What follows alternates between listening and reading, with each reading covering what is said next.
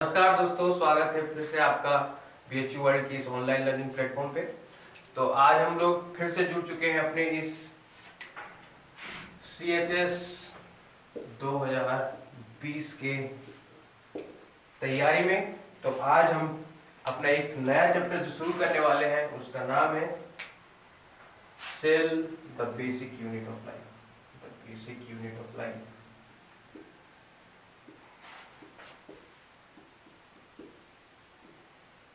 देखिए, इस चैप्टर से हर साल 1 से 2 क्वेश्चन जरूर पूछे जाते हैं, तो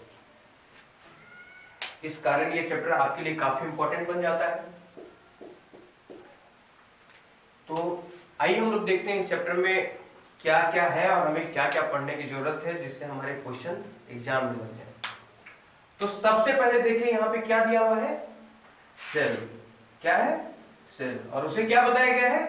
बेसिक यूनिट ऑफ लाइफ। क्या बताया गया? Basic unit of life. अब लाइफ क्या होता है? लाइफ होता है आपका जीवन। जीवन। और सेल क्या है आपका? एक सेल मतलब क्या होता है?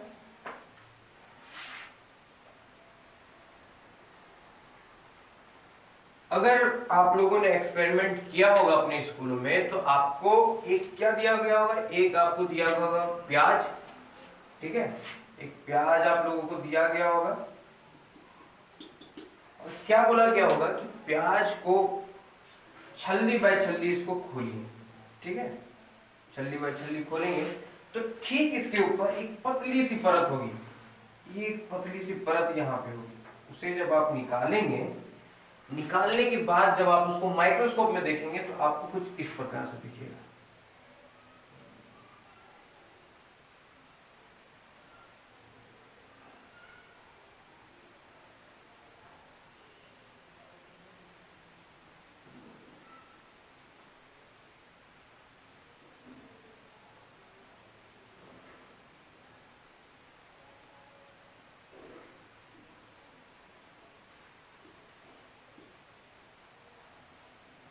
कुछ इस प्रकार से आपको दिखेगा। अगर ये इसको आप अच्छे से देखेंगे तो ये आपका किस तरह से दिख रहा है? Honey com like structure. किस टाइप से दिख रहा है? Honey com like structure. Honey com like structure मतलब मधुमक्खी के छत्ते जैसा ये दिख रहा है। किस तरह दिख रहा है? मधुमक्खी के छत्ते जैसा।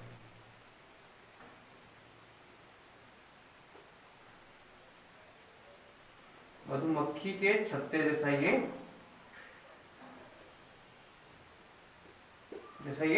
दिख रहा है। लेकिन ये मधुमक्खी का छत्ता ना होके यहाँ पे क्या है?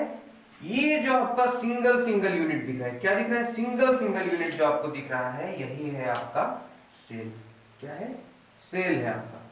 ये जो सिंगल सिंगल यूनिट जो आप देख रहे हैं इसे हम लोग सेल बोलेंगे। एक चीज और, जो क्वेश्चन जो यहां से जो बहुत बार पूछा गया है CHS के पेपर में, वो है आपका सेल की डिस्कवरी सबसे पहले किसने की? सेल की डिस्कवरी सबसे पहले की रॉबर्ट हुक ने। किसने की? Robert Hooke. और ये जो सेल था ये इन्होंने कहां पे देखा? ये इन्होंने देखा बार्क। कहां पे देखा? बार्क में। बार्क मतलब क्या होता है? बार्क मतलब होता है छाल। पेड़ की जब छाल हम लोग उखाड़ेंगे, छाल क्या होता है? पेड़ के ऊपर, पेड़ के तने के ऊपर जो आउटर कवरिंग होती है, आउटर कवरिंग होती है उसे हम लोग बोलते हैं छाल। उसके छाल को जब एक थिन सेक्शन काटेंगे, एक पतला सा लेयर जब काटेंगे और उसको माइक्रोस्कोप के अंदर देखेंगे, कहां पे देखेंगे? माइक्रोस्कोप के अंदर देखेंगे तो आपको कुछ ऐसा ही स्ट्रक्चर दिखेगा। ऐसा ही स्ट्रक्चर दिखेगा। और ये जो उन्होंने जब देखा था तब तो माइक्रोस्कोप उतना अच्छा था नहीं। ठीक है, तब माइक्रोस्कोप बना भी नहीं था, तो उन्होंने सिंपल एक मैग्नीफाइंग ग्लास से देखा था। किससे देखा था? Magnifying glass. मैग्नीफाइंग ग्लास से देखा था। और एक चीज यहां पे जानने वाली बात है, वो क्या है? वो है कि ये जो बार्क होता है ये होता है नॉन लिविंग। क्या होता है? Non living. नॉन लिविंग मतलब जो जिंदा नहीं है, यानी कि मृत सेल, मृत कोशिकाएं जो होती हैं उनमें उन्होंने देखा था एक मैग्नीफाइंग ग्लास लगा के बार्क में, तो कुछ इस प्रकार से स्ट्रक्चर दिखा था। किस टाइप से दिखा था? कुछ इस तरह से दिखा था, जो जिसको हम लोग बोलते हैं हनीकॉम्ब लाइक स्ट्रक्चर। ठीक है, तो इन्होंने जो देखा वो मरी हुई कोशिकाएं देखी। तो बात आता है कि किसने सबसे पहले जिंदा कोशिकाओं यानी कि लिविंग सेल को सबसे पहले किसने देखा, तो वो भी मैं आपको बता देता हूं। वो भी क्वेश्चन कई बार पूछा जा चुका है।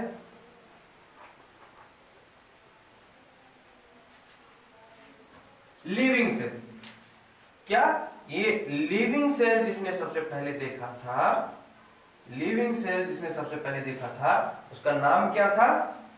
Anton von Leeuwenhoek. Anton von Leeuwenhoek और एवी लीवेनहुक। स्पेलिंग आप देख लीजिएगा, हो सकता है कुछ गलत हो सकता है स्पेलिंग, लेकिन ये चीज आपको याद रखना है कि जो लिविंग सेल था उसे सबसे पहले देखा था एंटोन वॉन लीवेनहुक ने। और ये जो था, इन्होंने एक चीज और यहां जानने वाली बात है कि इन्होंने अपना मैग्नीफाइंग ग्लास बनाया था। अपना मैग्नीफाइंग ग्लास खुद से इन्होंने मैग्नीफाइंग ग्लास बनाया, सेल्फ मेड, खुद से बनाया हुआ मैग्नीफाइंग ग्लास में इन्होंने लिविंग सेल को देखा।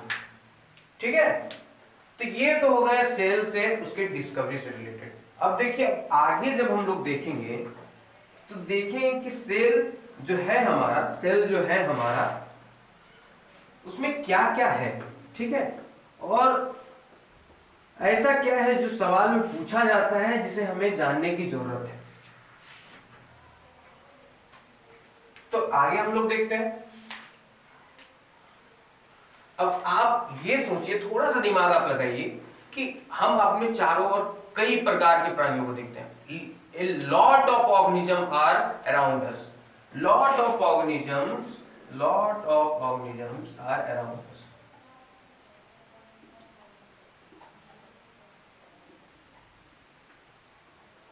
ढेर सारे प्राणी हमारे चारों ओर हैं। ठीक है, लेकिन क्या वो सब एक समान है? जैसे कि आप मानिए आप हैं, ठीक है, आपके सामने एक छोटा बच्चा भी है, आपसे बड़ा आपके पेरेंट्स भी हैं, आपके सामने है। उसके बाद देखेंगे एक कुत्ता भी है, कुत्ता है, हाथी भी देखेंगे, हाथी देखने के बाद अब बैक्टीरिया, आपने नाम सुना होगा, बैक्टीरिया हमारे चारों ओर है। उसके बाद देखेंगे कि पानी में छोटे छोटे कीड़े भी हैं। तो क्या सब सारे के सारे ये जो दिख रहे हैं ये सारे के सारे आपके शेप साइज सब में डिफरेंट है, शेप साइज सब में डिफरेंट है। ये सब कोई छोटा है, कोई बड़ा है, कोई मोटा सा दिखता है, कोई पतला सा दिखता है।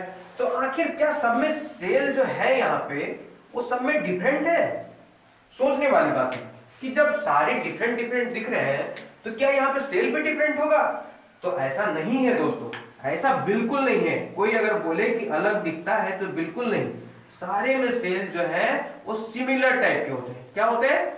सिमिलर टाइप के सेल प्रेजेंट होते हैं, सिमिलर टाइप ऑफ सेल। सारे में similar type of cell present है, सब में similar type of cell present है। तो आखिर similar type of cell present है तो यहाँ पे ऐसा क्या होता है जो सब में अलग अलग दिखता है? भाई सब अलग अलग दिख रहे हैं। तो एक चीज यहाँ पे पूछी जाती है जो सवाल, और आपको भी जानना चाहिए कि सेल जो है जब ढेर सारे, मान लीजिए एक सेल, ठीक है, एक सेल हो गया, अब ऐसे कई सारे सेल मिल जाएंगे। ठीक है, कई सारे सेल मिल गए, कई सारे सेल मिल गए। अब ये क्या होगा, कई सारे जब सेल मिल गए तो ये बना देगा आपका टिश्यू। क्या बना देगा? टिश्यू बना देगा। अब यही टिश्यू जब ढेर सारे टिश्यू बन जाएंगे, ढेर सारे टिश्यू बन जाएंगे जब आपके, तो वो बना देगा आपका ऑर्गन। क्या बना देगा? ऑर्गन। अब ढेर सारे जब ऑर्गन होंगे तो ऑर्गन से बन जाएगा ऑर्गन सिस्टम। ऑर्गन सिस्टम जो कि आप लोगों ने पढ़ा है 7th क्लास में, जो कि है डाइजेस्टिव सिस्टम। क्या है? Digestive system. ठीक उसी तरह से कई प्रकार सिस्टम जो होते हैं वो प्रेजेंट होते हैं ऑर्गेनिज्म के अंदर। तो ऑर्गन सिस्टम जब ढेर सारे ऑर्गन से मिलके बना तो ऑर्गन सिस्टम से बन गया आपका एक ऑर्गेनिज्म। क्या बन गया? ऑर्गेनिज्म। तो ये चेन जो है आपको इसको याद रखना है। क्या याद रखना है कि पहले तो एक होता है सिंगल सेल, इसीलिए इसको हम लोगों ने बोला बेसिक यूनिट ऑफ लाइफ। क्या देख रहे हैं यहाँ पे? सेल जो है वो ढेर सारा सेल मिलेगा, वो आपका बनाएगा एक टिश्यू, और टिश्यू से आपका बनेगा एक ऑर्गन, और ऑर्गन से बनेगा आपका एक ऑर्गन सिस्टम, और ऑर्गन सिस्टम जब ढेर सारे मिलके काम करेंगे एक साथ तो वो बनाते हैं आपके ऑर्गेनिज्म। ठीक है, तो क्या देख रहे हैं यहाँ पे हम लोग? आप यहाँ पे जो ध्यान देने वाली चीज है वो क्या है कि सेल ही जो है वो पूरा ऑर्गेनिज्म बना रहा है। क्या कर रहा है? पूरा ऑर्गेनिज्म बना रहा है। कैसे? एक सेल जो है वो इकट्ठा हुए ढेर सारे सेल तो बनाया आपका टिश्यू, और टिश्यू जब ढेर सारे इकट्ठा हुए तो वो बनाया आपका ऑर्गन, और ऑर्गन जब ढेर सारे ऑर्गन मिलके ऑर्गन सिस्टम बनाया, और ऑर्गन सिस्टम मिलके आपका ऑर्गेनिज्म बनाया। मतलब जो लाइफ है वो डिपेंडेंट है आपका सेल पे। किस पे डिपेंडेंट है? सेल पे। अगर सेल नहीं होगा तो वो ऑर्गेनिज्म नहीं का बन सकता है। ठीक है, तो इसलिए हम लोगों ने कहा सेल जो है वो आपका बेसिक यूनिट ऑफ लाइफ है।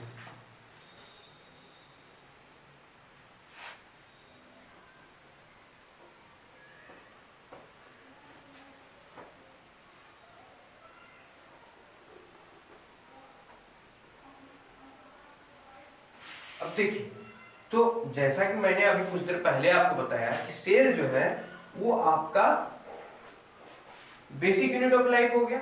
अब एक चीज उससे पहले मैंने आपको और बताया था। क्या बताया था? कि हम जब अपने चारों ओर देखते हैं तो कई डिफरेंट टाइप के स्ट्रक्चर दिख रहे हैं, कई डिफरेंट टाइप के ऑर्गेनिज्म दिख रहे हैं, तो सब में अलग अलग शेप है, साइज है। तो उसी तरह सेल का भी डिफरेंट शेप एंड साइज होता है। क्या होता है? शेप एंड साइज दोनों डिफरेंट होते हैं।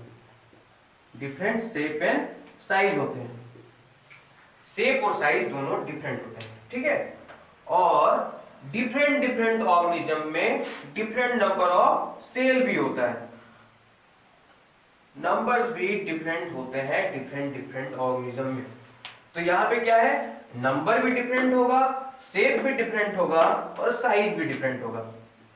तो एक एक करके हम लोग देखते हैं कि कैसे कैसे सब डिफरेंट हो रहा है, तो क्या क्या रिजल्ट आ रहा है। ठीक है, तो सबसे पहले देखिए, क्या देखेंगे कि मान लीजिए कि नंबर जो है सेल का अगर वो 1 है, ठीक है, अगर 1 है तो उसे हम लोग बोल देंगे यूनिसेलुलर। यूनिसेलुलर क्या हो गया? यूनिसेलुलर। मतलब यूनि मतलब होता है यहां पे सिंगल, और सेलुलर मतलब हो गया सेल। क्या हो गया? अगर सिंगल सेल है तो आपका हो गया यूनिसेलुलर। ठीक है, तो यूनिसेलुलर जब होगा तो आपका इसका एग्जांपल क्या हो जाएगा? इसका एग्जांपल हो जाएगा अमीबा। क्या हो जाएगा? अमीबा। उसके बाद देखिए, जब एक सिंगल सेल है तो आपका हो गया यूनिसेलुलर। अब यही जब हम लोग जब 2 या 2 से ज्यादा सेल रख देंगे, क्या हो जाएगा? 2 और मोर देन 2, तो ये आपका क्या हो जाएगा? Multi cellular. क्या बन जाएगा? Multi cellular. मतलब मोर देन 2 सेल, और मोर देन 1 सेल अगर हो गए तो आपका बन गया मल्टी सेलुलर। मल्टी मतलब ढेर सारे, मल्टी मतलब more number of cells. More number of cells अगर हो गए तो आपका बन जाएगा मल्टी सेलुलर। इसका एग्जांपल क्या हो गया? ह्यूमन हो गए, ह्यूमंस हो गए, और क्या हो गया? डॉग्स हो गए, एनिमल्स हो गए। तो ये सारे हो गए आपके मल्टी सेलुलर, क्योंकि इनमें ढेर सारा सेल है, सिंगल सेल नहीं है। अगर सिंगल सेल होगा तो आपको लगता है कि आप उसे देख सकते हैं। चलिए इस पे भी हम लोग बात कर लेते हैं कि अगर एक सिंगल सेल है, ठीक है, मान लीजिए कि आपको एक सिंगल सेल है, एक सिंगल सेल है, यानी कि यूनिसेलुलर। क्या हो गया? यूनिसेलुलर। एक यूनिसेलुलर सेल आपको दिया गया, ऑर्गेनिज्म आपका यूनिसेलुलर है, या तो फिर एक सिंगल सेल आपको दिया गया। तो आखिर इसको हम लोग कब देख पाएंगे? देखने से मतलब क्या है कि क्या वो इतना बड़ा है कि उसे हम देख पा रहे हैं, क्या वो इतना छोटा है कि हम उसे नहीं देख पा रहे हैं। तो वो क्या होता है? साइज। क्या होता है? साइज। मतलब अगर साइज लार्ज है, क्या है? साइज अगर लार्ज है तो क्या, तो वो विजिबल होगा, यानी कि उसे हम लोग देख सकते हैं। विजिबल होगा यानी कि उसे हम लोग देख सकते हैं। और साइज अगर छोटा होगा मतलब स्मॉल होगा तो वो इन नॉट विजिबल है। क्या हो जाएगा? Not visible. नॉट विजिबल है। तो साइज अगर बड़ा है तो आपका वो विजिबल है, यानी कि वो हम लोग देख सकते हैं, और अगर स्मॉल हो गया तो वो नॉट विजिबल होगा। तो आखिर इसको देखने के लिए हम लोग क्या करना पड़ेगा? तो इसके लिए हमें जरूरत पड़ेगी कोई इंस्ट्रूमेंट की। किसकी जरूरत पड़ेगी? इंस्ट्रूमेंट की। और वो इंस्ट्रूमेंट क्या होता है? माइक्रोस्कोप। क्या होता है? माइक्रोस्कोप। माइक्रोस्कोप। तो आखिर एक सेल कितना छोटा हो सकता है कि हमें जरूरत पड़ेगी माइक्रोस्कोप की? तो वो आप मान के चलिए अगर आपका 0.5 माइक्रोमीटर है, यानी कि 10⁻⁻⁶ में है, तो आपका हो गया वो, आप उसे नहीं देख सकते हैं। इससे भी अगर थोड़ा सा इससे बड़ा भी हो जाता है तो भी आप उसे नहीं देख पाएंगे। लेकिन अगर मान लीजिए कोई एक बड़ा सा सेल, जैसे बड़ा सा सेल में क्या हो गया? जैसे कि आपका हो गया एक, क्या हो गया? एक जो होता है वो भी आपका एक सिंगल सेल है, ठीक है। लेकिन इसे हम लोग, क्या आप मुर्गी के अंडे को नहीं देख पाते? बिल्कुल देख पाते हैं। तो ये आपका विजिबल हो गया, एक सिंगल सेल है जो कि आपका विजिबल है, ठीक है। और जो स्मॉल साइज के जो हैं वो इनविजिबल, मतलब नॉट विजिबल जो हैं, जिनके लिए हम लोग को माइक्रोस्कोप चाहिए, वैसे आपके कौन हो गए? बैक्टीरिया हो गए, बैक्टीरिया हो गए, माइक्रोब्स हो गए। अभी माइक्रोब्स आपको नहीं जानना है। बैक्टीरिया हो गया, अमीबा हो गया। क्या हो गया? अमीबा हो गया। तो ये आपका साइज काफी छोटा है, तो आपका ये माइक्रोस्कोप चाहिए उसे देखने के लिए। आप इसके साइज के बारे में एनसीईआरटी में और अच्छे से दिया हुआ है, आप एक बार पढ़ेंगे तो वहां पे साइज आपको पूरा पूरा बताया जाएगा। तो एनसीईआरटी जरूर पढ़िए आप, अगर नहीं पढ़ रहे हैं तो पढ़ना स्टार्ट कीजिए। एक चीज और यहाँ पे जो पूछी जाती है वो अगर ध्यान, वो तो बायो का नहीं है लेकिन जो, क्योंकि वो पूछा जाता है इसलिए मैं आपको बता दूंगा यहाँ पे। तो वो क्या है? वो है आपका कि बताइए कि अगर 1 मिलियन अगर दिया हुआ है तो उसका वैल्यू कितना होगा? 1 मिलियन, 1 बिलियन, और जो कि अभी बहुत ज्यादा फेमस है वो है आपका 1 ट्रिलियन। क्यों दोस्तों? प्रधानमंत्री जी अक्सर बात करते हैं 1 ट्रिलियन इकोनॉमी की। तो आखिर 1 ट्रिलियन होता कितना है, 1 बिलियन कितना होता है, और 1 मिलियन कितना होता है? तो जान लीजिए यहाँ पे ये क्वेश्चन बहुत बार पूछा जा चुका है एनसीईआरटी, क्या कहते हैं, सीएचएस के एंट्रेंस में, कि उसका वैल्यू बताइए। तो देखिए 1 मिलियन जो होता है वो होता है 10⁶, ठीक है। और 1 बिलियन जो होता है वो होता है 10⁹, और 1 ट्रिलियन जो होता है वो होता है 10⁻²। मतलब क्या हुआ कि 1 ट्रिलियन जो है वो 1000 टाइम्स ऑफ 1 बिलियन है। क्या है? 1000 ऑफ 1 बिलियन इज 1 ट्रिलियन, ठीक है। और 1000 ऑफ 1 मिलियन इज 1 बिलियन। तो ये एकदम गांठ बांध लीजिए अपने दिमाग में कि 1 बिलियन जो होता है वो 1000 ऑफ 1 मिलियन होता है, और 1 ट्रिलियन जो होता है वो होता है 1000 ऑफ 1 बिलियन, ठीक है। और वैल्यू क्या होता है? 1 मिलियन का वैल्यू होता है 10⁶, 1 बिलियन का वैल्यू होता है 10⁹, और 1 ट्रिलियन का वैल्यू होता है 10⁻²। तो चलिए ये भी आपको मैंने बता दिया। अब आ जाते हैं हम लोग, ये आपका हो गया साइज हो गया। अब हम लोग आ जाते हैं शेप में, ठीक है।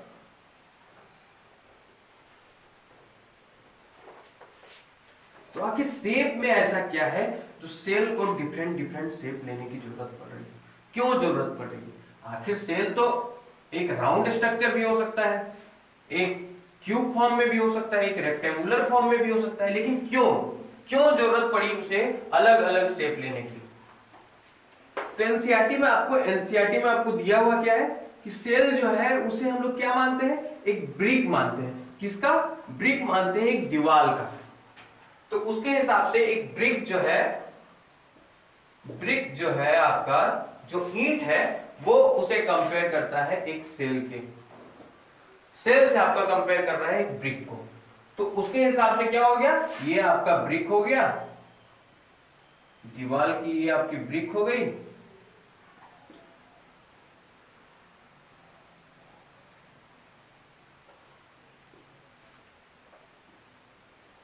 ऐसा ही स्ट्रक्चर, ऐसा ही डायग्राम बना हुआ है एनसीईआरटी की किताब में। ठीक है, ये आपका ब्रिक हो गया और इसे कंपेयर किससे कर दिया है? आपका सेल से।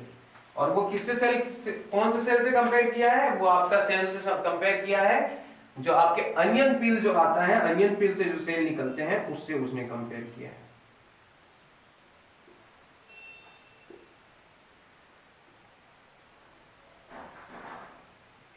अनियन पील जो आता है उसका सेल कुछ इस टाइप से दिखता है। ठीक है,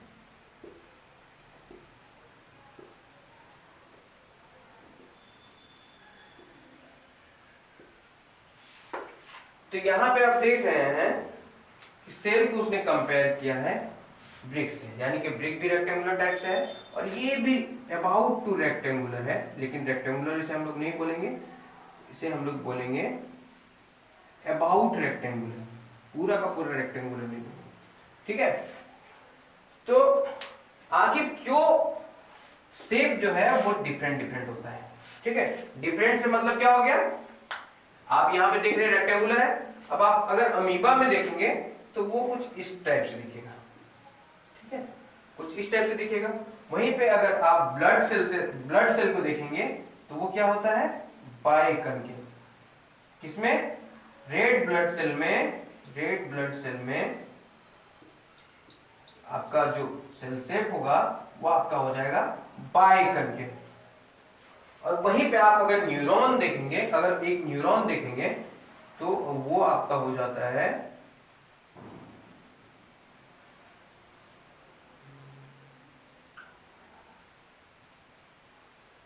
कुछ इस टाइप से आपका दिखेगा। ये आपका एक न्यूरॉन हो गया। तो यहां पे आप देख रहे हैं डिफरेंट सेल जो है डिफरेंट शेप के बने हुए। तो आखिर जरूरत क्या है इसकी, क्यों जरूरत पड़ी इसकी? तो इसका मेन जो जरूरत पड़ा है, इसका मेन इंपॉर्टेंस है वो है आपका फंक्शन पे, कि आखिर एक जो सेल है इसका फंक्शन क्या है, क्या फंक्शन क्या है इसका काम क्या है वहां पे। तो जैसा काम वैसा उसका सेल का शेप। तो इसे ध्यान रखिए आप लोग कि शेप जो है, shape of cell depends on the function, depends on the function. किस पे डिपेंड कर रहा है? फंक्शन। किस पे डिपेंड कर रहा है? फंक्शन। कौन सा फंक्शन? जो सेल परफॉर्म कर रहा है। क्या कर रहा है? Function of the cell, function of the cell. क्या फंक्शन वो परफॉर्म कर रहा है? तो यहां पे देखेंगे जब ये आपका सेल जो यहां पे आपको दिख रहा है ब्रिक फॉर्म में, इसका मेन फंक्शन क्या है? ये आपका प्रोटेक्टिव है। क्या है? प्रोटेक्टिव, यानी कि बचाने का काम कर रहा है। तो इसको दीवार की तरह बनना पड़ेगा, दीवार की तरह बनना पड़ेगा, इसलिए ये इस तरह रहेंगे। अब अमीबा का इस तरह स्ट्रक्चर क्यों है? क्योंकि यहां पे आप देखिएगा इसमें ढेर सारे स्यूडोपोडिया प्रेजेंट है। क्या प्रेजेंट है? स्यूडोपोडिया। स्यूडोपोडिया ये आप लोगों ने 7th क्लास में पढ़ा होगा। स्यूडोपोडिया मतलब फॉल्स फिट। क्या होता है? False fit. स्यूडोपोडिया मतलब होता है आपका फॉल्स फिट। तो ये आपका हो गया स्यूडोपोडिया, मतलब आपका हो गया फॉल्स फिट। तो इसके कारण क्या होगा, इसको जब भी खाना खाना होता है तो वो उधर से अपना, मान लीजिए ऐसा है, अब इसको मान लीजिए इसको खाना खाना है, ठीक है, इसका इधर यहाँ पे आ गया खाना, ठीक है, यहाँ पे खाना आ गया, तो ये क्या करेगा, यहाँ पे ऐसे था, अब ये अपने आप को ऐसे करेगा, ठीक है, अपने आप को इधर ले लेगा। अब ये खाना को इसको अपने यहाँ पे ले लेगा और यहाँ से इसका फिर अंदर आ जाएगा। तो इसके कारण क्या होगा कि जब भी इसके आसपास खाना आएगा, अगर यहाँ पे खाना आ जाता है तो फिर ये क्या करेगा, ये जो है ऐसे करेगा, तो इसका शेप जो है इरेगुलर हो जाएगा। अब देखेंगे उसी तरह आप अगर न्यूरॉन्स को देखेंगे, न्यूरॉन्स जो होते हैं जिनका मेन मकसद, मेन काम क्या होता है, सिग्नल को ब्रेन से ले जाकर डिफरेंट ऑर्गन में पहुंचाना। क्या काम होता है, सिग्नल को एक जगह से ले जाकर दूसरे जगह पे ले जाना। तो वैसे में क्या उसे करना पड़ेगा, एक बॉडी है, उसका एक लॉन्ग सा फुट है, ठीक है।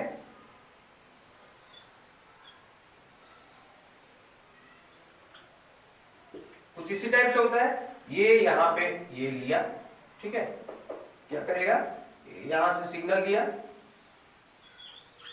ये सिग्नल लिया, यहां से सिग्नल लिया, यहां से सिग्नल लिया, अब इसे ले जाके दूसरे जगह पे देगा। तो इसीलिए इसका शेप यहाँ पे इलोंगेटेड है। तो यहाँ पे समझने वाली यही बात है कि शेप जो होता है वो मेनली डिपेंडेंट होता है किस पे, उसके फंक्शन पे, ठीक है। तो अब शेप भी हो गया, साइज भी हो गया और नंबर भी हो गया। अब हम लोग आ जाते हैं सेल पे, जो सेल का बेसिक स्ट्रक्चर है उस पे, ठीक है। आगे हम लोग देखेंगे पार्ट्स ऑफ सेल क्या है, क्या है, parts of cell, parts of cell, क्या कि सेल जो है वो किन किन पार्ट्स में बटा हुआ है। देखिए यहाँ पे आप लोगों को ज्यादा पढ़ना नहीं, आगे आप लोग जब जाएंगे 9th क्लास 10th क्लास में जाएंगे तो आगे वहां पे आप लोग पढ़ेंगे इसके बारे में। लेकिन जो अभी जानना है आपको, वो मैं सिर्फ आपको बताऊंगा, जो जो टॉपिक आपके एनसीईआरटी में दिए हुए हैं वो है आपका सेल मेम्ब्रेन। क्या दिया हुआ है, सेल मेम्ब्रेन। आगे क्या है, साइटोप्लाज्म, और क्या है, और एक है आपका न्यूक्लियस। देखिए बहुत बार क्या होता है कि जब आप तैयारी कर रहे होते हैं तो आपके दोस्त लोग आपको डराते हैं। क्या डराते हैं, डराएंगे ये कि भाई क्वेश्चन तो बहुत टफ टफ पूछे जाते हैं, 9th का एंट्रेंस है, 9th की किताब से क्वेश्चन पूछे जाते हैं, 8th क्लास के तो क्वेश्चन पूछे ही नहीं जाते हैं। तो ये सब बकवास है। क्या है, बकवास है। आपको सिर्फ और सिर्फ आपको फोकस करना है आपके 8th की क्लास में। कौन से क्लास में, 8th क्लास की बुक्स पे आपको डिपेंड करना है, उन्हीं को पढ़ना है, आप उन्हीं को बार बार पढ़ाइए और हमारा यूट्यूब चैनल पे वीडियो देखिए। ये आपका सफिशिएंट है आपको एग्जाम निकालने के लिए। तो उसी तरह यहाँ पे आपको सिर्फ यही तीनों चीज पढ़नी है। अगर इससे ज्यादा आपको, अगर कोई बोल रहा है कि नहीं इससे ज्यादा भी आपको पढ़ना है, तो उसे बोलिए भैया राम राम, हम तो नहीं पढ़ेंगे, हम इतना ही पढ़ेंगे, निकलना होगा निकलेगा, नहीं निकलेगा तो बाबा जय सिया राम, ठीक है। तो ये आपका सबसे पहले आप लोग देख लीजिए सेल मेम्ब्रेन। क्या है, सेल मेम्ब्रेन। सेल मेम्ब्रेन क्या होता है दोस्तों, सेल मेम्ब्रेन होता है आपका जो सेल होता है, क्या होता है, ये आपका सेल हो गया, ठीक है, ये सेल हो गया। उसके बाद आप लोग यहाँ पे देखेंगे सेल में ये आपका आउटर लेयर हो गया। उसके बाद यहाँ पे आप लोग देखेंगे एक न्यूक्लियस होता है जो काफी ज्यादा स्टेट। अगर आप लोगों ने सेल को देखा होगा माइक्रोस्कोप के अंदर तो आप लोगों ने देखा होगा कुछ इस टाइप से स्ट्रक्चर दिख रहा होता है, ठीक है, कुछ इस टाइप से स्ट्रक्चर दिख रहा होता है, ठीक है, कुछ इस टाइप से स्ट्रक्चर दिख रहा होता है। तो यहाँ पे ये जो आपका लेयर दिख रहा है, क्या लेयर दिख रहा है, जो सबसे बाहर आपका लेयर दिख रहा है, ये आपका सेल मेम्ब्रेन है। क्या है, सेल मेम्ब्रेन है, ठीक है। आपको 8th क्लास में बस आपको पहचानने आपको सिखाया जाता है कि क्या कौन क्या है और कौन क्या नहीं है। तो ये जो आपका सबसे बाहर की तरफ जो लेयर दिख रहा होता है, ये है आपका सेल मेम्ब्रेन। क्या होता है, सेल मेम्ब्रेन। और ये क्या होता है, कहां पे पाया जाता है, ये आपका in plant and animal cell. किसमें पाया जाता है, प्लांट और एनिमल सेल दोनों में आपका प्रेजेंट है। प्लांट और एनिमल सेल दोनों में आपका प्रेजेंट है सेल मेम्ब्रेन। उसके बाद जो इसके बाद आप लोग देखेंगे, उसके बाद एक आपको स्ट्रक्चर दिखेगी एकदम एकदम गहरा कलर में आपको अंदर दिखेगा, ये आपको दिखता है न्यूक्लियस। क्या दिखता है, न्यूक्लियस। न्यूक्लियस, और न्यूक्लियस को चारों ओर से घेरे हुए है। यहाँ पे आप दिख रहे हैं, यहाँ पे एक स्ट्रक्चर, एक यहाँ पे और एक मेम्ब्रेन टाइप की स्ट्रक्चर दिख रही है। क्या दिख रही है, एक आउटर लेयर टाइप की दिख रही है। इसको हम लोग बोलते हैं न्यूक्लियर मेम्ब्रेन। क्या बोलते हैं, न्यूक्लियर मेम्ब्रेन। क्या बोलते हैं, न्यूक्लियर मेम्ब्रेन। न्यूक्लियर मेम्ब्रेन जो न्यूक्लियस को जो सराउंड करती हुई दिख रही है, जो न्यूक्लियस को चारों ओर से घेरी हुई दिख रही है, उसको बोलते हैं हम लोग न्यूक्लियर मेम्ब्रेन। अब ठीक वहां पे कुछ इस टाइप से नहीं होता है, ये आपका और थोड़ा सा मैं आपको रेक्टिफाई कर दे रहा हूं यहाँ पे।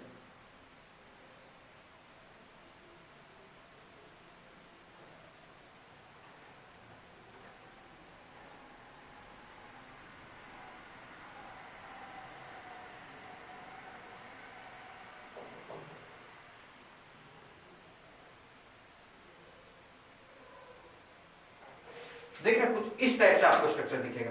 तो ये क्या हो गया, ये आपका न्यूक्लियस हो गया, ये आपका न्यूक्लियर मेम्ब्रेन हो गया। यहाँ पे एक खाली स्पेस टाइप की आपको दिख रही है, ये क्या है आपका, ये है आपका न्यूक्लियोलस। क्या है, न्यूक्लियोलस। क्या है, न्यूक्लियोलस। जो न्यूक्लियस के अंदर जो खाली स्पेस जो होता है, जो स्टेन नहीं लेता है, उसे हम लोग बोलते हैं न्यूक्लियोलस। ठीक है।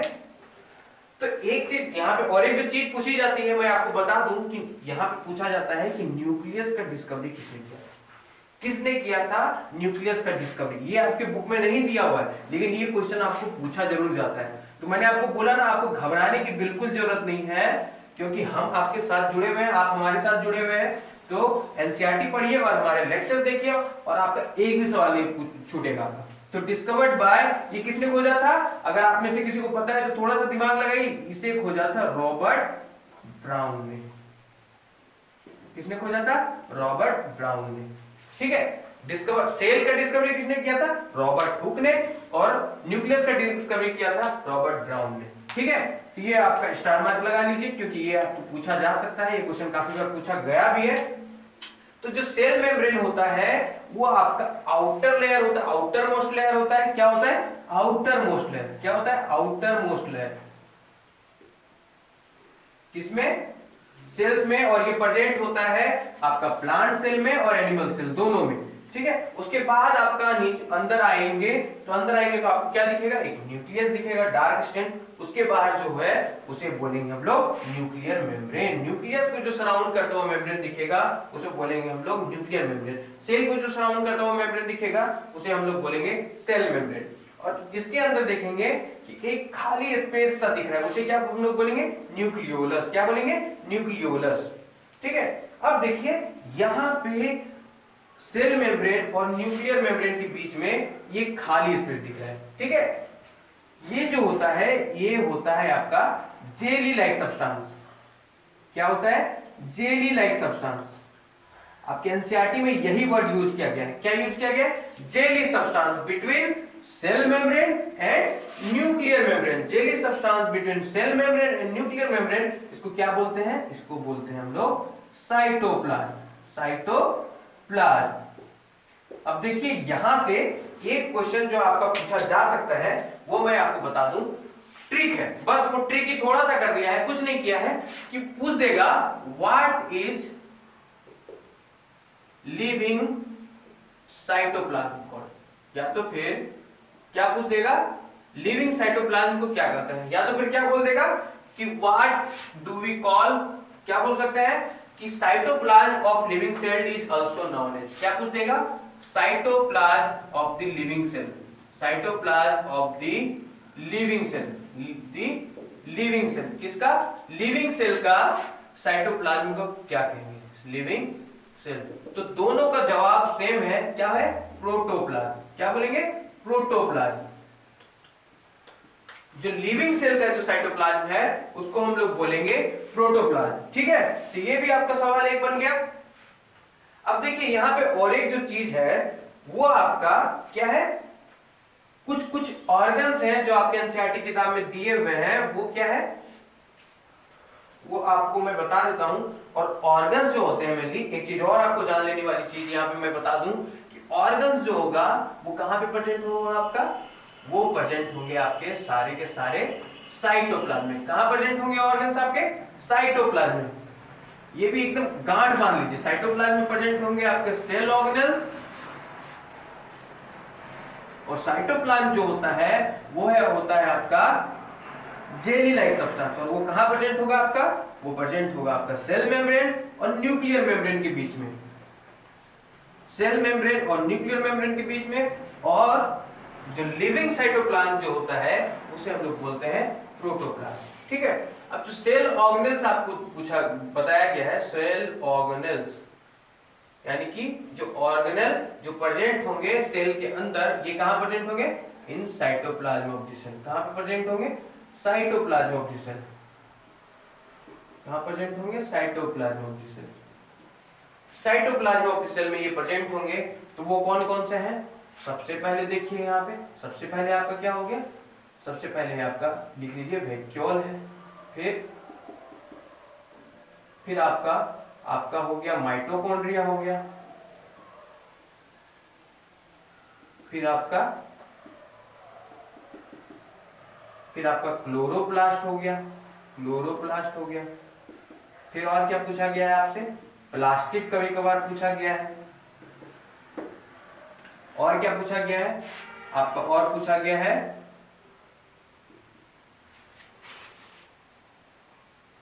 एक आपका और पूछा गया है लाइसोसोम। लाइसोसोम भी पूछा गया है। मैं आपको बता दे रहा हूँ, 1 मिनट में आपको बता दे रहा हूँ। क्वेश्चन देख लेता हूँ कौन सा क्वेश्चन और पूछा गया है। तो और क्वेश्चन जो आपको पूछा गया है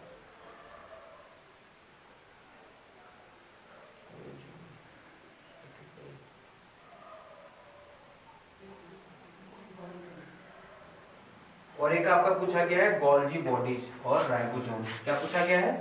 राइबोसोम्स और एक पूछा गया है गोल्जी बॉडी। तो ये आपके सेल ऑर्गेनेल हो गए जो कि पाए जाएंगे कहां पे? इन दी साइटोप्लाज्म। तो अगर पूछ दिया जाता है कि बताइए कि ये सारे ऑर्गेनेल कहां पे पाए जाएंगे, तो ये आपका पाया जाएगा कहां पे? In the cytoplasm of the cell. ठीक है। अब थोड़ा सा और एक चीज यहां पे जान लीजिए कि इसमें कभी कभार मॉडिफिकेशन क्या कर देगा क्वेश्चन में कि बताइए इनमें से कौन कौन सा ऑर्गेनल जो है वो प्लांट में पाए जाएंगे और कौन कौन सा एनिमल में पाए जाएंगे। तो एक चीज पहले और एक ये बताने से पहले मैं आपको और एक थोड़ा सा बता देता हूं कि प्लांट पे क्या होगा, डिफरेंस क्या होगा कि प्लांट के सेल में एक सेल मेम्ब्रेन के ऊपर एक एक्स्ट्रा लेयर प्रेजेंट होगा। क्या होगी? एक एक्स्ट्रा लेयर प्रेजेंट होगा। और वो लेयर जो होता है वो थिक लेयर से थिक होता है, थोड़ा इसके ऊपर एक थिक लेयर प्रेजेंट होगा। ठीक है। और इसे हम लोग बोलते हैं, बताइए किन्हीं को अगर याद है तो, अगर किन्हीं ने पढ़ा है तो, इसे हम लोग बोलते हैं सेल वॉल। क्या बोलते हैं? Cell wall. क्या बोलते हैं? Cell wall. सेल वॉल एक अलग से लेयर प्रेजेंट होगा प्लांट के, in plant. Cell wall in plant किसमें प्रेजेंट होगा? सिर्फ और सिर्फ प्लांट में सेल मेम्ब्रेन के ऊपर प्रेजेंट होगा सेल वॉल। ठीक है। तो ये आपका हो गया, ये आपका डिफरेंट हो गया क्या? एनिमल सेल और प्लांट सेल के बीच में डिफरेंस बस यही है कि इसमें प्रेजेंट होगा सेल मेम्ब्रेन के ऊपर सेल वॉल। और डिफरेंस क्या हो गया कि प्लांट के केस में आपका क्लोरोप्लास्ट और प्लास्टिड प्रेजेंट होगा इन प्लांट। सिर्फ और सिर्फ प्लांट के केस में क्लोरोप्लास्ट और प्लास्टिड होगा। अगर एनिमल सेल पूछा जाए तो एनिमल सेल में ये क्लोरोप्लास्ट और ये प्लास्टिड ये आपका अब्सेंट हो जाएगा। इसको भी नोट कर लीजिए कि in plant chloroplast and plastid are present. क्या होगा? In plant chloroplast and plastid are present. लिख लीजिए, in plant chloroplast and plastid are present but absent in animal cell. In plant but absent in animal cell. Absent in animal cell. Animal cell में ये absent होगा। अब function देख लीजिए कि chloroplast का जो फंक्शन है वो कहां पे काम आता है? वो आपका यूज होता है इन फोटोसिंथेसिस। कहां पे यूज होगा? In photosynthesis. In photosynthesis chloroplast का यूज होता है, प्लास्टिड का यूज होता है किसमें? फोटोसिंथेसिस में। ठीक है। और एक चीज यहां पे जो है, और एक चीज जानने वाली है, बाकी जितने भी ऑर्गेनल हैं, वैक्यूल हो गया, माइटोकॉन्ड्रिया हो गया, राइबोसोम हो गया, गोल्जी बॉडीज हो गया, ये दोनों में प्रेजेंट होंगे। क्या होगा? All these are vacuole, ribosome, mitochondria and Golgi bodies are present in both animal cell and plant cell. इसे भी लिख लीजिए कि both in both cell, plant cell and animal cell, vacuole, ribosome, mitochondria and Golgi bodies are present। ठीक है। तो ये हो गया आपका। एक चीज और जो आपको यहां से पूछी जा सकती है, पूछी भी गई है,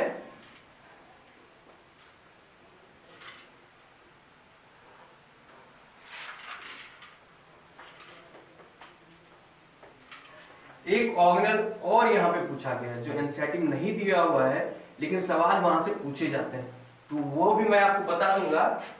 वो है आपका लाइसोसोम। लाइसोसोम क्या है? लाइसोसोम।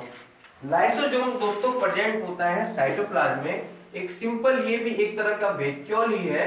क्या होता है? वैक्यूल ही है आपका, जिसमें कि प्रेजेंट होगा डाइजेस्टिव एंजाइम। क्या प्रेजेंट होगा? Digestive enzyme. अब जब डाइजेशन आप लोगों ने पढ़ा होगा 7th क्लास में, तो उसमें डाइजेस्टिव एंजाइम भी पढ़ा होगा, और उसका फंक्शन क्या होता है? वो क्या करता है? वो करता है डाइजेशन। क्या करता है? डाइजेशन। किसका? फूड का।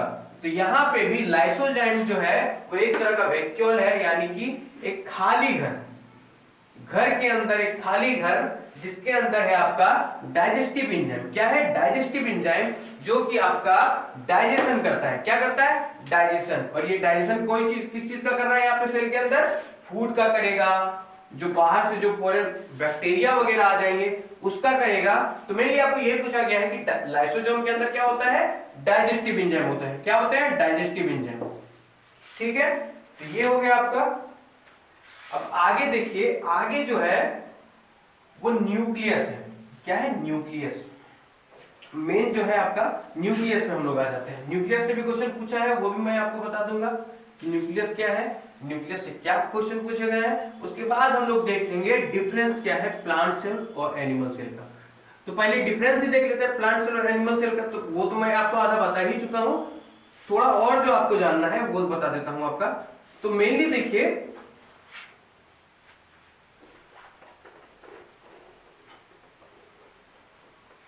क्या बताया मैंने आपको कि जो क्लोरोप्लास्ट और प्लास्टिड जो होता है वो आपका कहां पे प्रेजेंट होगा? वो है आपका प्लांट सेल में प्रेजेंट होगा। क्लोरोप्लास्ट एंड प्लास्टिड ये प्रेजेंट कहां पे है? प्लांट सेल में। और एक चीज क्या प्रेजेंट है आपका? Cell wall. क्या प्रेजेंट है? Cell wall. ये प्रेजेंट किसमें है? प्लांट सेल में। तो यही दोनों, ये सेल वॉल जो है ये मोस्ट इंपॉर्टेंट फीचर है जो कि एनिमल सेल में नहीं होता है। ये क्या होता है? Absent in animal cell. ये भी सवाल आपको कई बार पूछा जा चुका है। ठीक है, अब हम लोग आ जाते हैं न्यूक्लियस में। तो न्यूक्लियस आपको मैंने क्या बताया? न्यूक्लियस जो होगा वो इनसाइड प्रेजेंट होगा सेल मेम्ब्रेन के, और न्यूक्लियस को सराउंड करेगा आपका न्यूक्लियर मेम्ब्रेन। न्यूक्लियर मेम्ब्रेन, और न्यूक्लियर मेम्ब्रेन और सेल मेम्ब्रेन के बीच में आपका प्रेजेंट होगा साइटोप्लाज्म। अब देखिए न्यूक्लियस में क्या होता है? न्यूक्लियस में प्रेजेंट है आपका क्रोमोसोम। क्या प्रेजेंट है आपका? क्रोमोसोम। न्यूक्लियस में आपका प्रेजेंट होता है क्रोमोसोम, और क्रोमोसोम क्या होता है? Genetic material. जेनेटिक मटेरियल यानी कि वंशानुगत जो हम लोगों में ट्रांसफर होता है from our parents to offspring, यानी कि पेरेंट्स टू देयर चिल्ड्रन। तो वो क्या ट्रांसफर होता है? क्रोमोसोम। और क्रोमोसोम कहां प्रेजेंट होता है? क्या ट्रांसफर होगा यहां पे? क्रोमोसोम्स।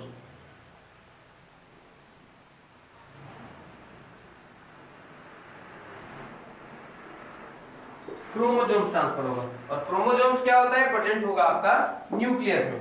ठीक है, अब और एक चीज यहाँ पे आप लोगों को कभी कभार पूछ दिया जाता है कि जीन क्या है। ठीक है, तो जीन क्या है? Gene is the unit of heredity.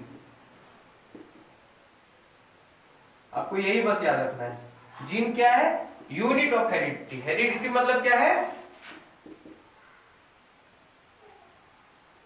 Heredity मतलब आपका हो गया जो वंशानुगत जो ट्रांसफर होता है, वंशानुगत जो हेरिडिटी मतलब हो गया जो आपका वंशानुगत जो आपका ट्रांसफर हो रहा है, मतलब आपके पेरेंट्स से जो आपके मतलब आप में जो आ रहा है वो आपका हो गया जीन। क्या हो गया? जीन। उसका एक सिंगल यूनिट है, और ये जीन कहां प्रेजेंट होगा? ये जीन आपका प्रेजेंट होगा क्रोमोसोम में। कहां प्रेजेंट होगा? क्रोमोसोम में। तो ये हो गया आपका न्यूक्लियस।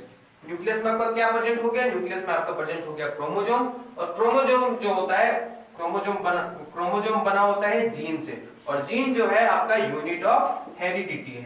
तो ये चीजें अगर आपको, इतनी सारी चीजें अगर याद रह जाती हैं तो मुझे नहीं लगता है आपका एक भी सवाल छूटेगा। तो देखिए ये हो गया आपका चैप्टर खत्म यहाँ पे। तो आगे इसके बाद हम लोग आगे इसके अगला चैप्टर पढ़ेंगे जो अब हम नेक्स्ट लेक्चर में पढ़ेंगे।